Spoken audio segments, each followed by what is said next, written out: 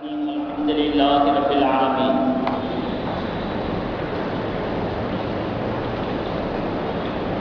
وقد قال الله تعالى في القرآن العظيم والفرقان المجيد وربك يخلق ما يشاء ويختار ما كان لكم الخيرا سبحان الله وتعالى عما يشركون.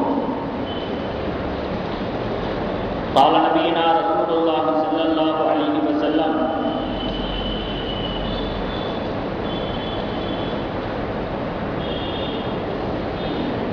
ما منكم من أحد إلا وقد كتب مقعده من النار ومقعده من الجنة. فقالوا يا رسول الله أفلا نتكل؟ فقال يعملوا فكل ميسر أو كما قال عليه الصلاة والسلام. நிறையுடைய வாழ்வழித்து நெடுநிலத்தை காப்பதற்கு மறையளித்த இறைவனுக்கே மாபெரும் புகழனைத்து சத்திய தூதராம் நபிகள் நாயகம் ஸல்லல்லாஹு அலைஹி வஸல்லம் அவர்களின் மீதும் அவர்களின் வழிவாழ்ந்த சத்திய சஹாபா பெருமக்கள் மீதும் நம் அனைத்து நல்லடியார்களின் மீதும் ஏக வல்லோனின் சாந்தியும் சமாதானமும் என்றென்றும் நின்று நிலவட்டுமாக. கண்ணியத்திற்குரிய இஸ்லாமிய பெரியோர்களே, சகோதரர்களே,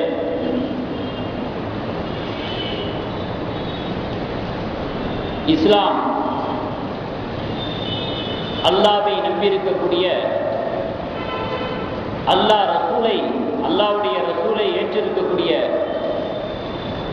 ஒவ்வொரு ஈமான்தாரிக்கும் எதையெல்லாம் ஈமான் கொள்ள வேண்டும் என்பதை அழகாக கற்றுத்தந்திருக்கிறது. நம்பிக்கை கொள்கிற விஷயத்திலே ஒரு நல்லதொரு வழிகாட்டுதலை இஸ்லாம் நமக்கு தந்திருக்கிறது. ஏனென்றால் ஒவ்வொரு நம்பிக்கையும் வாழ்க்கையிலே எதிரொலிக்கக்கூடியதாக இருக்கிறது. இஸ்லாம் எதையெல்லாம் நம்பச் சொல்கிறதோ, எதை பற்றிய நம்பிக்கையெல்லாம் ஒரு மனிதனுடைய உள்ளத்தில் தேவை என்று சொல்கிறதோ, அதனுடைய பிரதிபலிப்பு எதிரொலி வாழ்க்கையிலே காணப்படக்கூடியதாக இருக்கிறது.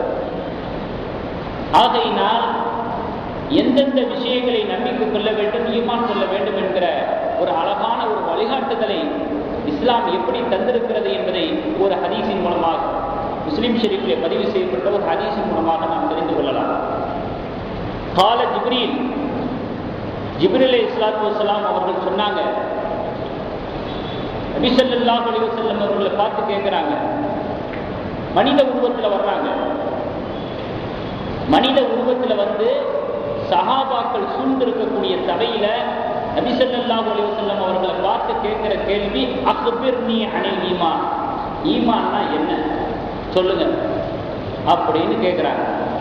ஒரு சராசரி மனிதராக வந்து கால நபி ஸல்லல்லாஹு அலைஹி வஸல்லம், அப்போ நபி ஸல்லல்லாஹு அலைஹி வஸல்லம் அவர்கள் சொல்றாங்க, அன் துக்மின பில்லாஹ், அல்லாஹ்வை ஏற்றிருக்க வேண்டும், வ மலாயிகத்திஹி வ குதுபிஹி வ ருசுலிஹி வல் யௌமில் ஆகிரி, மலக்குமார்களை நம்ப வேண்டும், அல்லாஹ் அனுப்பிய தூதர்களை நம்ப வேண்டும், மறுமை நாளை நம்ப வேண்டும், அதோட வத்துமின பில் கத்ரி கைரிஹி வ ஷர்ரிஹி, தக்தீரையும் நம்ப வேண்டும். நலவு கெடுதல், நன்மை தீமை எல்லாமே அவனுடைய விதிப்படி நடக்கிறது என்கிற அந்த தக்தீரையும் நம்பிக்கை கொள்ள வேண்டும் என்று பெருமானார் ஸல்லல்லாஹு அலைஹி வஸல்லம் அவர்கள் பதில் சொல்லி முடிக்கிறார்கள். கால ஜிப்ரீல் அலைஹிஸ்ஸலாத்து வஸ்ஸலாம் அவர்கள் சொன்னாங்க, அதுக்கு சதகத்தை, நீங்கள் உண்மையை உரைத்தீர்கள் அப்படின்னு சொல்லிட்டு எதிர்த்து போயிட்டாங்க. சஹாபாக்களுக்கெல்லாம் ஒன்றுமே விளங்கலை. இவர் யாரு? நபி ஸல்லல்லாஹு அலைஹி வஸல்லம் அவர்களிடத்திலேயே ஒரு கேள்வியை கேட்டு அந்த கேள்விக்கு பதில் கிடைச்சதுக்கு பிறகு நீங்க சரியா சொன்னீங்க அப்படின்னு சொல்லிட்டு போற அளவுக்கு இவர் யார்? இதுவரைக்கும் இவரை நம்ம பார்த்ததில்லையே என்பதாக சஹாபாக்கள் நபி ஸல்லல்லாஹு அலைஹி வஸல்லம் அவர்களை கேட்ட உடனே நபி ஸல்லல்லாஹு அலைஹி வஸல்லம் சொல்றாங்க, வந்தது ஜிப்ரீல் அலைஹிஸ்ஸலாத்து வஸ்ஸலாம், மனித உருவத்தில் வந்தாங்க என்பதாக நபி ஸல்லல்லாஹு அலைஹி வஸல்லம் அவர்கள் சொல்லி காட்டுறாங்க. ஆக அல்லாஹ்விடத்திலிருந்து ஆரம்பிச்சு ஒவ்வொரு விஷயங்களையா அம்சங்களையா சொல்லிக்கொண்டு வருகிற பொழுது தக்தீரும் அங்கே இணைக்கப்பட்டிருக்கிறது. அது நம்பிக்கை கொள்ள வேண்டிய விஷயத்தில் ஒன்றாக இருக்கிறது என்று சொன்னால் நிச்சயமாக அதில் மிகப்பெரிய ஒரு பயனை இந்த மனித சமுதாயம் அடைகிறது என்பதற்கு இது ஒரு ஆதாரமாக இருக்கிறது. திருமறையில குர்ஆன் வசனத்துல தக்தீரை பற்றி சொல்லுகிற பொழுது அவனுடைய போக்குல அவனுடைய பாணியில் அல்லாஹ் எப்படி சொல்றான், ரப்புக்க யஹ்லுகு மா யஷா, உங்களுடைய ரப்பு அவன் நாடிய விதத்தில் படைக்கக்கூடியவனாக இருக்கிறான். படைத்தல் என்பது அவனுடைய அதிகாரத்துக்குட்பட்டது. எதை படைக்கிறது எதை படைக்கக்கூடாது அது அவனுடைய விருப்பத்தோட சம்பந்தப்பட்டது. அந்த படைத்தல் என்கிற அதிகாரத்தை பெற்றிருக்கிறான். தேர்வு செய்கிறது அல்லாஹ்வுடைய அதிகாரத்துக்குட்பட்டது. படைக்கிறது மட்டுமல்ல, தேர்வு செய்யறதும் அல்லாஹ்வுடைய அந்த சக்தியோட வல்லமையோட சம்பந்தப்பட்டது. மாக்கான லஹுல் ஹியரா, இதுல யாருக்கும் எந்த விதத்திலையும் உரிமை கிடையாது. 28வது அத்தியாயம் 68வது வசனம். இந்த படைத்தல் தேர்வு செய்தல் இந்த ரெண்டு விஷயத்திலேயும் யாருக்கு எந்த உரிமையும் கிடையாது. அல்லாஹ்வே முழு அதிகாரம் பெற்றவன் அப்படின்னு சொல்லிட்டு வசனத்தை எப்படி முடிக்கிறான் அப்படின்னா, சுபஹானல்லாஹ் வ தஆலா அம்மா யுஷ்ரிகூன் அப்படின்னு ஆயத்தை முடிக்கிறான். சுபஹானல்லாஹ் நம்ம எப்ப சொல்லுவோம்? சுபஹானல்லாஹ் எதுக்கு சொல்லணும்? எப்ப சொல்லுவோம் சுபஹானல்லாஹ்?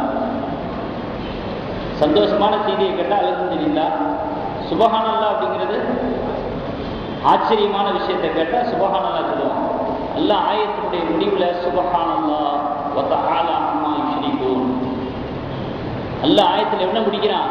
இப்படி படைத்தலும் தேர்வு செய்தலும் அல்லாஹ்வுடைய சக்திக்குட்பட்டதாக இருக்க இவர்கள் எப்படி இணை வைக்கிறார்கள், எப்படி ஷிர்க் செய்றாங்க?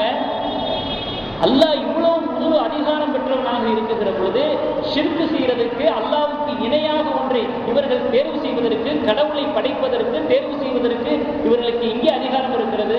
இதை எப்படி துணிஞ்சு செய்யறாங்க என்று அல்லாஹ் ஆச்சரியப்பட்டு போடுகிறார். அதை விட்டும் அல்லாஹ் பரிசுத்தமானவனாக இருக்கிறார் என்று இறைவனுடைய இந்த திருவசனத்திலே நாம் பார்க்க முடியும். படைத்தல் என்பது மூலப்பொருளோடு சம்பந்தப்பட்டது. கரு எந்த ஒரு பொருளாக இருந்தாலும் எந்த ஒரு வஸ்துவாக இருந்தாலும் ஆரம்ப நிலையான அந்த கரு இருக்கிறது, மூலப்பொருள் இருக்கிறது. இதை படைப்பதற்கான அதிகாரம் நமக்கு இருக்கிறது. தேர்வு செய்வது என்று சொன்னால் ஒரு பொருளை படைத்ததற்கு பிறகு அது எத்தனை வயசுக்கு இருக்கணும், அதனுடைய உணவு எந்த அளவு இருக்கணும், அதுக்கு தேவையான விஷயங்கள் எல்லாம் என்ன, அதோட அதனுடைய தொடர்போடு சம்பந்தப்பட்ட விஷயங்கள் என்ன அப்படிங்கிறத அளவிடுறது, அதற்கான ஒரு தேர்வை கையாளுவது, இதுவும் அல்லாஹ்வுடைய அதிகாரத்துக்கு உட்பட்டதாக. அது அந்த பொருள் சம்பந்தமான விதி செய்வது அப்படின்னு சொன்னாங்க, அது தேர்வு செய்யறது எல்லாத்துமே அதில் அடங்கிடும். ஆணா பெண்ணா, இந்த உயிருக்கு பெற்றோர்கள் யார் இருக்கணும், தகப்பனாராக யார் இருக்கணும், தாயாக யார் இருக்கணும், அந்த உயிரோட கூட பிறந்தது மனித இனமாக இருந்தால் அந்த உயிரோட கூட பிறந்தது யாராக இருக்கணும், அழகா இருக்கணுமா,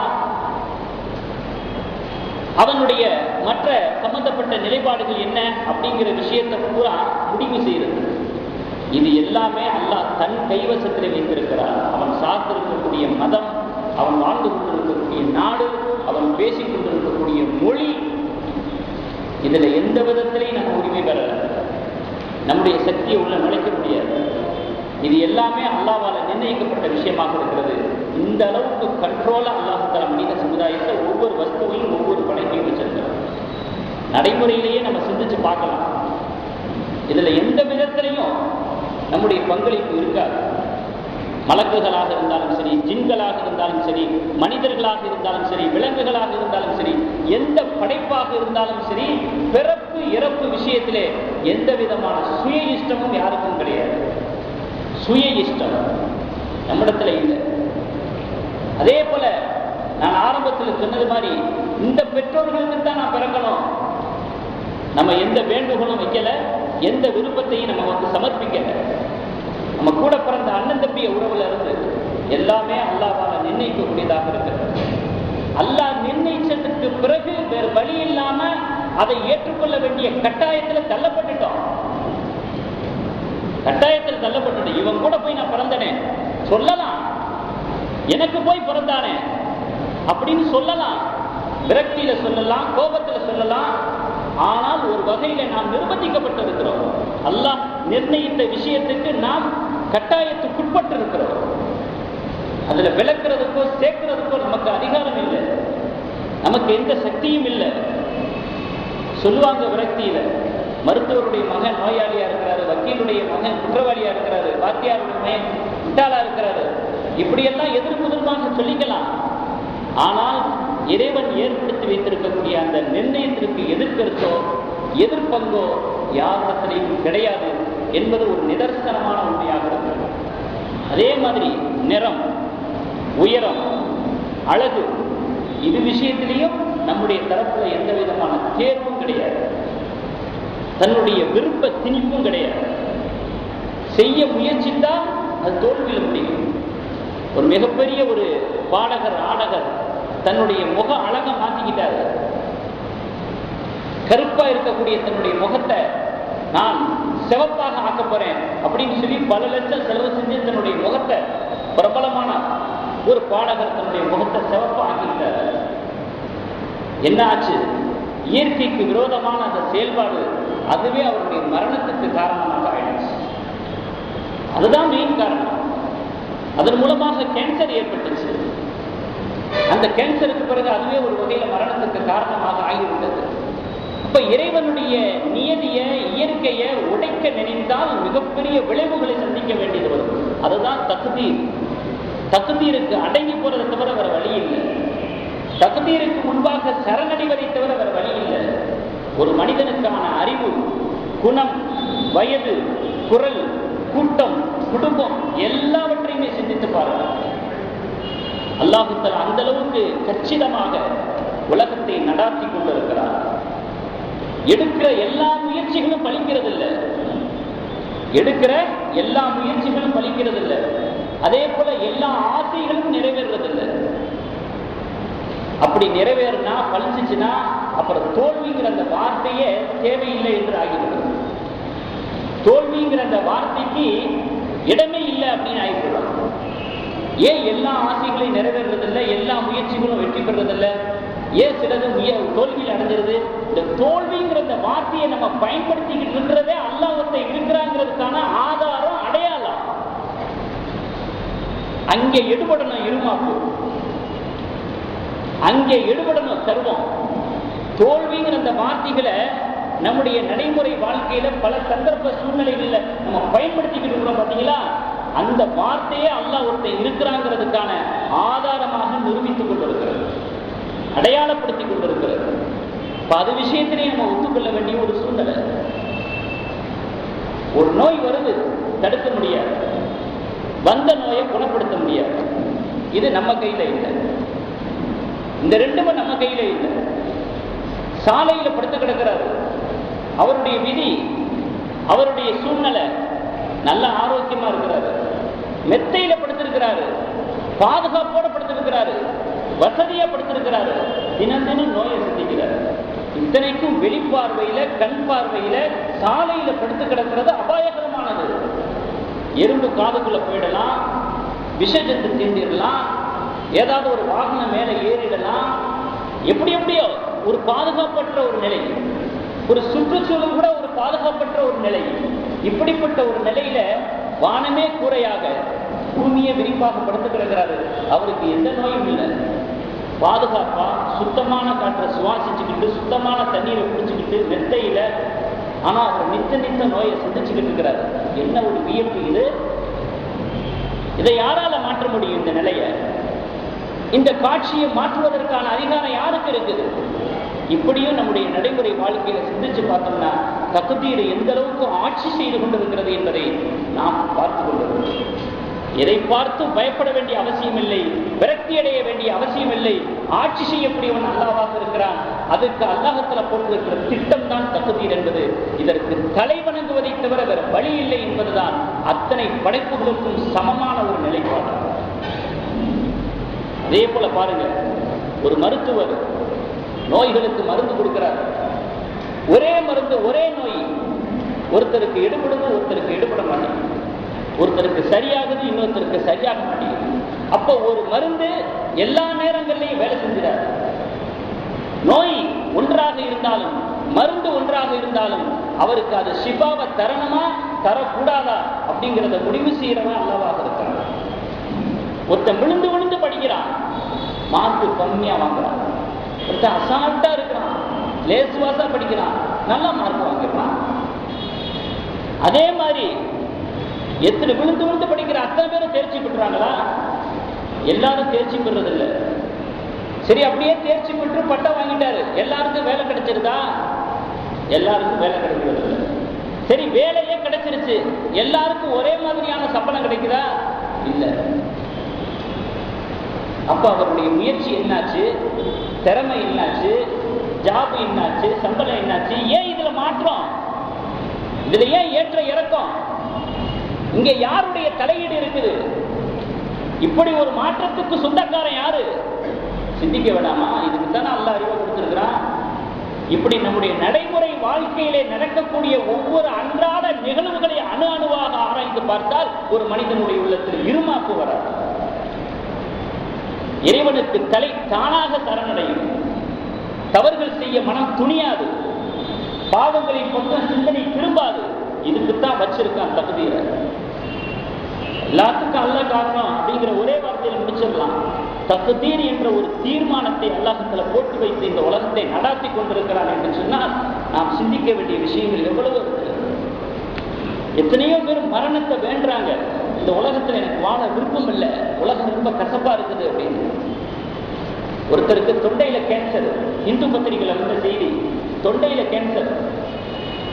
அவர் போய் அனுமதி கேட்கிறாரு, என்னை சாவடிங்க அப்படின்னு, எனக்கு வாழ விருப்பம் இல்லைன்னு. இதுல இன்னொரு வினோதம், பேரண்ட்ஸும் சம்மதிச்சுட்டாங்க, இனிமே இவருக்கு எங்களால ட்ரீட்மெண்ட் பண்ண முடியாது, கருணை கொலை பண்ணுங்க அப்படின்னு. பேரண்ட்ஸும் உடன்படுறாங்க. ஆனால் அவருக்கு ஒரு நல்ல ஒரு ஹாஸ்பிட்டல் சேர்த்து அவருக்கான உதவிகளை தான் அரசாங்கம் செய்ய முன்வந்து சேர்த்தவர் அதை ஏற்றுக்கல. பிறகு ஒரு சில நாட்களுக்கு பிறகு ஹாஸ்பிட்டலையே அவர் தற்கொலை செய்து கொண்டார். மரணத்தை வேண்டுறாரு. எத்தனையோ பேரு மரணத்தை வேணான்னு சொல்றாங்க, அவங்களுக்கு இலகுவா விரைவாக மரணம் வந்துடுது. வேணும்னு சொல்றவருக்கு வரமாட்டேங்குது. ஏன் இந்த வித்தியாசமான நிலைப்பாடு? அதே மாதிரி குழந்தைகளுடைய விஷயத்துல அது எல்லாருக்கும் தெரிஞ்ச விஷயம் தான், நம்ம கையில இல்லை. இப்படியாக நடைமுறை வாழ்க்கையில அல்லாஹ்வுத்தாலா மிகப்பெரிய ஒரு உதாரணங்களை, ஒரு வினோதங்களை அல்லாஹ்வுத்தாலா நமக்கு எடுத்து காட்டிக் கொண்டிருக்கிறான். இதுக்கெல்லாம் காரணம் வஹிந்தஹு மஃபாத்திஹுல் கைப், மறைவான விஷயத்தினுடைய திறவுகோல்கள் அல்லாஹ்விடத்தில் இருக்கிறது. லா யஅலமுஹா இல்லாஹு, அவனை தவிர வேறு யாரும் அதை அறிய முடியாது. வயஅலமு மா ஃபில் பர்ரி வல் பஹரி, கடலிலும் திடலிலும் அதற்கான ரகசியங்கள் அத்தனையும் அவனுக்கே வெளிச்சம். 6வது அத்தியாயம் 59வது வசனத்தில் அல்லாஹ் சொல்கிறான், வமா மின் தாப்பத்தின் ஃபில் அர்தி இல்லா அலல்லாஹி ரிஸ்குஹா. இந்த உலகத்திலே பரப்பன நடப்பன ஊர்வன எந்த உயிரினமாக இருந்தாலும் சரி, அதற்கான ரிஸ்க் ஏற்கனவே முடிவு செய்யப்பட்டு விட்டது. வயஅலமு முஸ்தகர்ரஹா வ முஸ்தௌதஅஹா, ஒவ்வொரு உயிரினத்தினுடைய உறைவிடத்தை அல்லாஹ் அறிகிறார். அந்த உயிர் போய் சேரக்கூடிய இடத்தையும் அல்லாஹ் அறிகிறார். ஒவ்வொரு உயிருடைய உறைவிடம் எங்க வேண்டாலும் நம்ம போறோம், வர்றோம், இருக்கிறோம், படுக்கிறோம், பயணிக்கிறோம், எல்லாத்தையும் அல்லாஹ் அறிஞ்சு வச்சிருக்கிறான். அவனுடைய ஜீவிய காலத்தில் உள்ள அவனுடைய அத்தனை சம்பந்தப்பட்ட தொடர்பு, சம்பந்தப்பட்ட விஷயங்கள் அத்தனையும் அல்லாஹ் அறியக்கூடியவனாக இருக்கிறான். கடைசியில எங்க போவ, நரகமா சொர்க்கமா, அது வரைக்கும் அல்லாஹ் அறிகிறான். கருவுல இருந்து கல்லறை வரைக்கும் இல்ல, கல்லறையையும் தாண்டி அவனோட சம்பந்தப்பட்ட அத்தனை விஷயங்களும் அல்லாஹ்விடத்தில் இருக்கிறது என்று 11வது அத்தியாயம் 6வது வசனத்தில் அல்லாஹ்வுத்தாலா சொல்லி காட்டுகிறார். இன்னொரு வசனத்தில் சொல்றான், வகான அம்ருல்லாஹி கதரன் மக்தூரா, அல்லாஹ்வுடைய நடவடிக்கைகள் எல்லாம் ஏற்கனவே தீர்மானிக்கப்பட்டு நடைமுறையில் இருந்து கொண்டிருக்கிறது. இதே அல்லாஹ் சொல்றான், ஏற்கனவே தீர்மானிக்கப்பட்டு நடைமுறைப்படுத்திக் கொண்டிருக்கிறான். தீர்மானிச்சுட்டான், இன்னும் நடைமுறைக்கு வரல அப்படி இல்லை.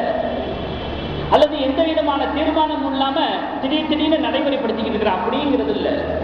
ஏற்கனவே தீர்மானிக்கப்பட்டு அது நடைமுறையில் கொண்டு வரப்பட்டுக் கொண்டிருக்கிறது அல்லாஹ்வுடைய நடவடிக்கைகள் என்று அல்லாஹ்வே அவனுடைய வசனத்தில் சொல்லி காட்டினான். இதை பற்றி கொஞ்சம் சற்று விரிவாகவே விளக்கமாகவே ஹதீஸில் நம்ம பார்க்க முடிகிறது. பெருமானார் ஸல்லல்லாஹு அலைஹி வஸல்லம் அவர்கள் சொல்றாங்க, சும்ம யபஅத்துல்லாஹு மலக்கன், தாயினுடைய வயிற்றுல தோற்றம் உருவானதுக்கு பிறகு, கரு உருவாகி ரெடியாகி உயிர் கொடுப்பதற்கு முன்பாக ஒரு மலக்கு வர்றாங்க, ஒரு மலக்கு அல்லாஹ்வுக்கு அனுப்பி வைக்கிறாங்க. ஃபயுமரு பி அர்பஇன், அந்த மலக்குக்கு அல்லாஹ் 4 விஷயங்களுக்கான ஒரு பொறுப்பை சுமத்தாட்டுகிறார். பிரிசுத்திஹி, இந்த உயிருக்கான பிறக்க போற இந்த உயிருக்கான குழந்தைக்கான ரிஸ்க்குடைய விஷயத்துல, அஜலிஹி, எத்தனை வருஷம் வாழ போகுது அப்படிங்கிற விஷயத்துல, ஷகி அவ் சஈத், இது நல்லவனா கெட்டவனா அப்படிங்கிற விஷயத்துல, ஜகர் அவ் உன்சா, இது ஆணா பெண்ணா அப்படிங்கிற விஷயத்துல, இந்த 4 விஷயம் சம்பந்தப்பட்ட ரகசியங்கள், அது சம்பந்தமான பொறுப்புகள் அந்த மலக்கிடத்துல அல்லாஹ் தஆலா கொடுக்குறாங்க. சும்மா என்பது ஃபீஹி ரூஹ், இந்த 4 முடிவானதுக்கு பிறகு அந்த மலக்கு ரூஹை ஊதுகிறார். அதுக்கு பிறகுதான் அந்த குழந்தைக்கு உயிரே வருது. வல்லாஹி, அல்லாஹ்வின் மீது ஆணையாக, யார் சொல்றா? நபி ஸல்லல்லாஹு அலைஹி வஸல்லம் சொல்றாங்க, இன்ன அஹதக்கும், உங்களில் ஒருவர், ல யஅமலு பி அமலி அஹ்லின் நார், அமல் செய்றார். எப்படி அமல் செய்றார் அப்படின்னா, நரகவாசிகள் சம்பந்தமான அமல்களை செய்கிறார். நரகவாசிகள் எல்லாம் என்ன அமலை செய்வாங்க, என்ன காரியங்களை செய்வாங்க, இது போன்ற பாவமான தவறுகளை குற்றங்களை நிறைய அது சம்பந்தமான காரியங்களையா செய்துட்டு இருக்கிறாரு. எந்த அளவுக்கு சொன்னா, ஹத்தா மா யகூன பைனஹு வ பைனஹா கைரு திராஇ, அவருக்கும் சொர்க்கத்துக்கும் அவருக்கும் நரகத்துக்கு மத்தியில ஒரு முழந்தை இருக்குது. அந்த அளவுக்கு போயிட்டார், நரக வரைக்கும் போயிட்டார். ஒரு முழந்தை வித்தியாசம். அவருடைய காரியம், அவர் செய்த பாவங்களும் குற்றங்களும் அந்த அளவுக்கு எத்தனைச்சிருச்சு, ஒரு முழம் வரைக்கும். அதுக்கு பிறகு எஸ்பித்து அலைஹில் கிதாப், ஆனால் அவருடைய பாவங்கள் குற்றங்கள் இவைகளையும் தாண்டி அவருடைய விதி முந்திக்கிடுச்சு. ஃபயஅமலு பி அமலின் அஹ்லில் ஜன்னா, கடைசி நேரத்துல சொர்க்கவாசிகளுடைய ஒரு அமலை செஞ்சார். ஃபயதுகுலுஹா, சொர்க்கத்துக்கு போயிட்டார். அல்லாஹ்வுடைய நாட்டம், அல்லாஹ்வுடைய விதி எப்படியெல்லாம் அமைஞ்சிருக்கு பாருங்க. உலகத்துல வாழும் காலமெல்லாம் எப்படியோ இருந்தாரு. ஒரு மூலம் அளவுக்கு தான் பாக்கி, அதுக்கடுத்து தாண்டுனா நரகம். இந்த அளவுக்கு போயிட்டாரு. கடைசி நேரத்துல சொர்க்கவாசிகளுடைய ஒரு அமலை செஞ்சுட்டு சொர்க்கத்துக்கு போயிட்டாரு. இதுக்கு நேர் மாற்றமா வைங்க, சொர்க்கம் செல்வதற்கான சொர்க்கவாசிகளுடைய நிறைய அமல்களை ஒருத்தர் செஞ்சாரு, செய்து கொண்டே போனாரு. இதே நபி ஸல்லல்லாஹு அலைஹி வஸல்லம் சொல்றாங்க, ஹதீஸ் அப்படியே முழுசா வாசிச்சோம்னா நமக்கு நேரம் பத்தாது. நபி ஸல்லல்லாஹு அலைஹி வஸல்லம் சொல்றாங்க, கடைசியில ஒரு முழந்தை பாக்கி இருக்குது சொர்க்கத்துக்கு போறதுக்கு. கடைசி நேரத்துல ஒரு நரகவாசிகளுடைய ஒரு அமலை செஞ்சாரு, நரகத்துல நுழைவிக்கப்பட்டார். இதை யாரு கேட்க முடியுமா? அல்லாஹ்வை மறுத்து பேச முடியுமா? அல்லாஹ்வுடைய இந்த நாட்டத்தை யாரு உடைக்க முடியுமா? இந்த அளவுக்கு அல்லாஹ் தஆலா கச்சிதமாக தன்னுடைய நிர்வாகத்தை அமைத்து வைத்திருக்கிறான். அந்த அல்லாஹ்வை பயந்து கொள்ளுங்கள். அல்லாஹ்வின் மீது சத்தியமிட்டு இந்த விஷயத்தை நம்ம சொல்றாங்க. என்ன துணிச்சல்ல நம்ம இருக்க முடியும்? உலக ரீதியான பலங்கள் அதை ஓரங்கட்டி வச்சிருவோம். உலக ரீதியான சக்திகளை, பவர்களை அதை ஓரங்கட்டி வச்சிருவோம். இபாதத்து ரீதியான விஷயங்கள்ல கூட துணிவு கொள்வதற்கு நமக்கு எந்த விதத்திலையும் முகாந்திரம் இல்லை. அப்ப எப்பேற்பட்ட ஒரு வாழ்க்கை இது? அல்லாஹ்வுக்கு எந்த அளவுக்கு அச்சப்பட்டு வாழக்கூடிய ஒரு வாழ்க்கையாக இது இருக்குது அப்படிங்கிற ஒரு சிந்தனையை நபி ஸல்லல்லாஹு அலைஹி வஸல்லம் இந்த ஹதீஸ் மூலமாக நமக்கு கொண்டு வர்றாங்க. அதே நேரத்தில் விதியின் மீது பழி போட்டு தன்னுடைய குறையையும் நாம் மறைத்துக் கொள்ளக்கூடாது, தன்னுடைய பலவீனத்தையும் நாம் வெற்றிவிடக்கூடாது. அதையும் நபி ஸல்லல்லாஹு அலைஹி வஸல்லம் அவர்கள் அழகாக வழிகாட்டி தந்திருக்கிறார்.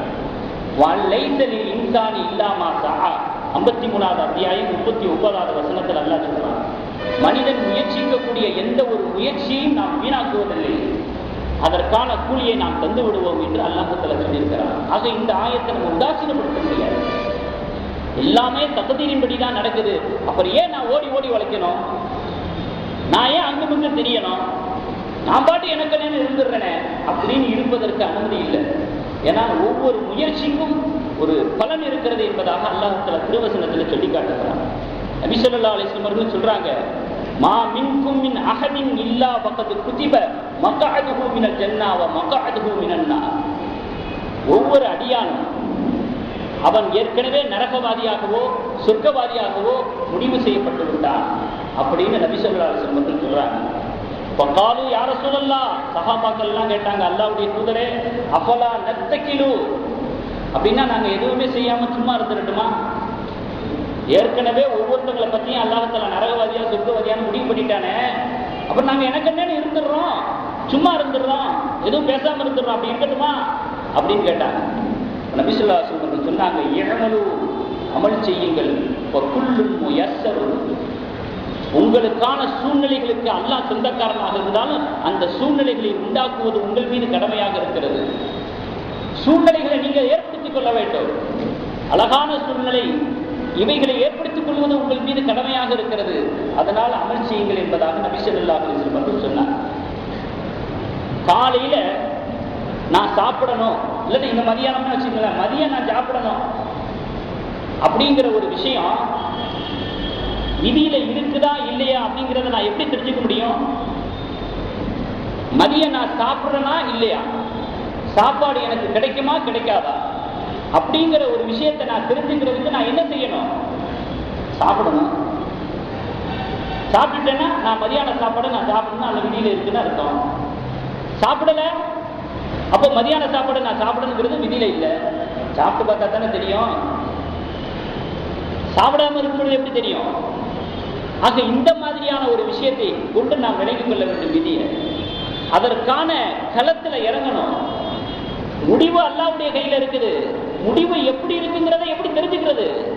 களத்துல இறங்கினா தானே தெரிஞ்சுக்க முடியும். செயல்ல இறங்கினா தானே தெரிஞ்சுக்க முடியும். முயற்சிகளை முடிக்க விட்டா தானே தெரிஞ்சுக்க முடியும். தோல்வியில முடியுதா வெற்றியில முடியுதா? அதனுடைய ரகசியம் அது அவன்கிட்ட இருக்குது. நம்ம எப்ப தெரிஞ்சுக்கிறது? செய்து பார்த்தா தானே தெரிந்து கொள்ள முடியும். அதனால தான் நபி ஸல்லல்லாஹு அலைஹி வஸல்லம் சொன்னாங்க, இஅமலு, காரியத்தில் இறங்குங்க.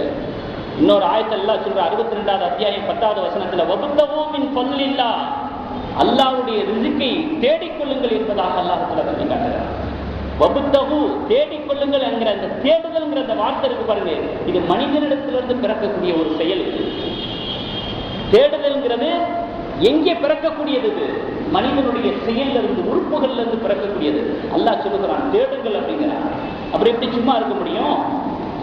இன்னொரு ஹதீஸ்ல பாத்தீங்கன்னா, யா அய்யுஹன்னாஸ், ஓ மக்களே, இத்தகுல்லாஹ், அல்லாஹ்வை அஞ்சிக் கொள்ளுங்கள், வ அஜ்மிலு ஃபித் தலப், பொருளாதார விஷயத்திலே, ரிஸ்கை தேடுகிற விஷயத்திலே, சம்பாதிக்கிற விஷயத்திலே நாகரிகமாக நடந்து கொள்ளுங்கள் அப்படின்னு பெருமானார் ஸல்லல்லாஹு அலைஹி வஸல்லம் ஹதீஸ்ல தெளிவாக சொல்லியிருக்காங்க. இந்த ஹதீஸினுடைய தொடர் அப்படியே பார்க்கும்பொழுது கடைசியில சொல்லி முடிக்கிறாங்க, ஹுதுமா ஹல்ல வதஉமா ஹுரிம, உங்களுக்கு எது ஹலாலாக்கப்பட்டதோ அதை எடுத்துக்கங்க, எது ஹராமாக்கப்பட்டதோ அதை விட்டுருங்க. அந்த ஒரு எம்ல, அந்த ஒரு இலக்குல தேடுங்க உங்களுக்கான பொருளாதாரத்தை, உங்களுக்கான வருமானத்தை என்று பெருமானார் ஸல்லல்லாஹு அலைஹி வஸல்லம் அவர்களும் தெளிவாக சொல்லியிருக்கிற பொழுது, ஆயத்துக்களும் அடுக்கடுக்காக இருக்கின்ற பொழுது விதியின் மீது பாரத்தை போட்டுட்டு நம்முடைய சோம்பேறித்தனத்துக்கு நாம் நற்பெயர் சுட்டிக் கொள்ளக்கூடாது. அதை இந்த சமயத்தில் நாம் விளங்கிக் கொள்ள கடமைப்பட்டது. அதே போல தளர்ச்சி என்பது இருக்கக்கூடாது ஒரு முஃமினுக்கு. அதே நபி ஸல்லல்லாஹு அலைஹி வஸல்லம் சொல்றாங்க, அல் முஃமினுல் கவிய்யு கைருன் வ அஹப்பு இலல்லாஹி மினல் முஃமினில் தஈஃபி. கவியான முஃமின், அதாவது நல்ல சக்தி வாய்ந்தவன், எல்லா விதத்திலையும் திறமையா இருக்கிறவன், தெரியாதுன்னு சொல்றது, முடியாதுன்னு சொல்றது, அது இல்லை இது இல்லை அப்படிலாம் சொல்லாம எதற்கும் தயாரான ஒரு நிலையில இருக்கக்கூடியவன். அந்த முஃமினு இப்படி இல்லாத பலகீனமா இருக்கிறான் பார்த்தீங்களா, அந்த முஃமினை விட சிறந்தவனாக இருக்கிறான் அல்லாஹ்விடத்திலே என்று பெருமானார் ஸல்லல்லாஹு அலைஹி வஸல்லம் சொல்றாங்க. ஈமான் ரெண்டு பேர்த்தையுமே இருக்குது. அந்த வகையில ரெண்டு பேருமே சரியானவங்க தான்.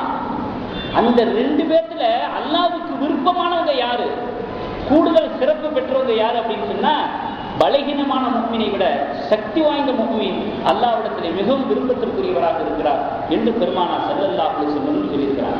அப்ப எந்த அளவுக்கு விஷயங்களை தெரிந்து கொள்வதிலே, களத்தில் நின்று பணியாற்றக்கூடிய ரீதியில தன்னை தயார்படுத்திக்கிறதுல நாம் இருக்க வேண்டும் என்பதற்கான ஒரு ஊக்க மருந்தாக இந்த வார்த்தை அமைந்திருக்கிறது. மேற்கொண்டு சொல்றாங்க, இஹ்ரிஸ அலாமா யன்ஃபஉக, உங்களுக்கு பயன் தரக்கூடிய பொருள்களை பெற்றுக்கொள்வதிலே ஆசைப்படுங்கள் என்று சொல்கிறார். பேராசை கொள்ளாதீங்க அப்படின்னு சொல்லக்கூடிய ஹதீஸ் எவ்வளவோ இருக்க, இதையும் நபி ஸல்லல்லாஹு அலைஹி வஸல்லம் சொல்றாங்க பாருங்க, உங்களுக்கு எது பயனை தருகிறதோ, பிரயோஜனம் தருகிறதோ அதை அடைகின்ற விஷயத்திலே ஆசை கொள்ளுங்கள். ஆசை தான் காரணம். ஆசை இருந்தால் தான் காரியத்தில் இடம் முடியும். ஒரு விஷயத்துல இன்ட்ரெஸ்டும் இருக்கணும், இன்வால்மெண்ட்டும் இருக்கணும், ரெண்டுமே இருக்கணும்.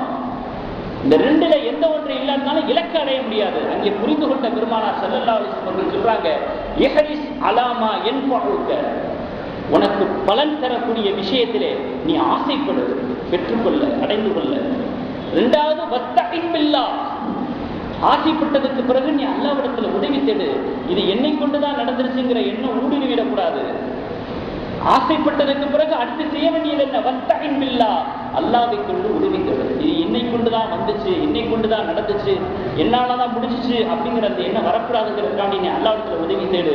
வலா தஅஜிஸ், ஒரு கால இயலாமையில் ஆகிவிடாதே, விரக்தி ஆகிவிடாதே, நம்மால் முடியாது என்று நினைத்து விடாதே என்று சொல்லிவிட்டு பெருமானார் ஸல்லல்லாஹு அலைஹி வஸல்லம் அவர்கள் அடுத்து மேற்கொண்டு சொல்கிறார்கள், வைன் அஸாபக, உன்னையும் மீறி உனக்கு ஏதாவது சோதனை வந்துவிட்டால், ஃபலா தகுல், நீ ஒரு காலம் சொல்லிவிடாதே, லவ் அன்னி ஃபஅல்து கான கதா வகதா, நான் இப்படி செஞ்சிருந்தா இந்த மாதிரி நடந்திருக்குமே, அப்படி செஞ்சிருந்தா இப்படி நடந்திருக்கு, இதெல்லாம் நீ சொல்லாத.